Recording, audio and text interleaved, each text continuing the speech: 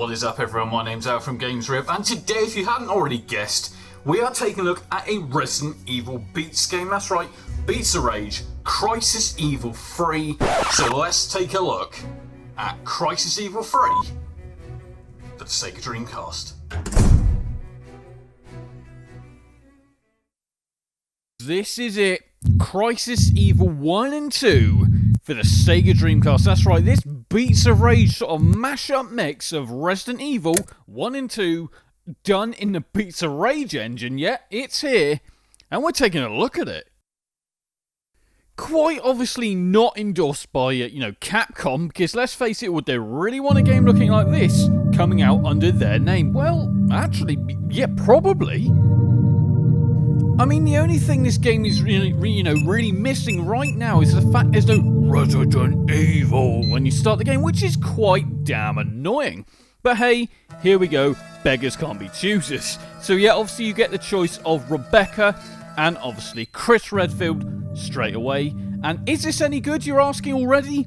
Nope, it looks so damn terrible. Now, okay, yeah, I should put a quick disclaimer here. I'm not a massive fan of this game.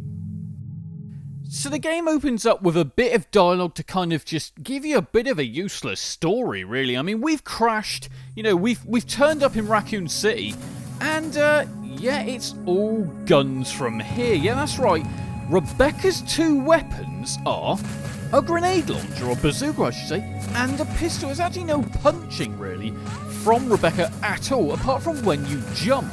So it's a little bit disorientating for a beat 'em up when you're kind of using a gun, although I could probably see that also as a kind of a benefit to this game in a real weird way. Like I said, I'm going to to and fro here. I'm kind of arguing with myself. Now there are obviously pickups. The pickups obviously take place at, you'd only expect it to either be red or green herbs. Both of them are actually in this game. Each level is basically it's a shooting gallery. That's all I could really put it as. And, the way you just don't really have an end boss, or you certainly don't on the first level or two. You kind of just have to destroy the horde and then it's on to the next level, which, again, is not making sense right now.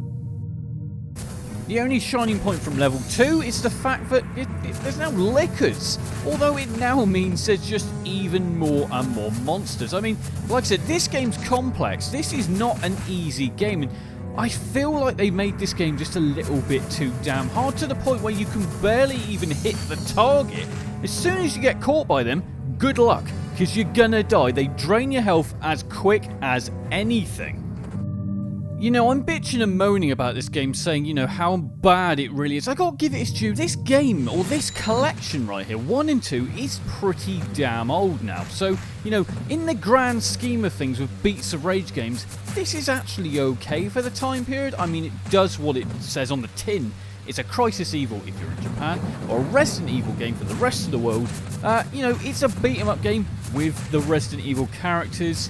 I didn't really expect much with this, but, let's face it, should we take a look at number 2?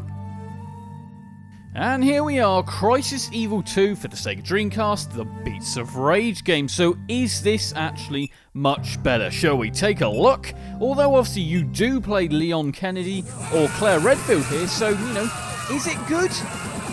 Let's have a look. I mean, the cool thing straight off the back, it's a cinematic. It's actually got a cinematic taken from Resident Evil 2.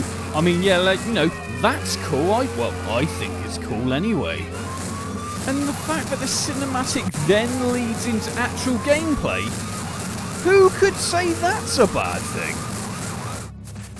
So here we go, on to the actual review of, Crisis Evil 2 here. I'm gonna be such a downer right here and say, this also is not great. I mean, it's okay.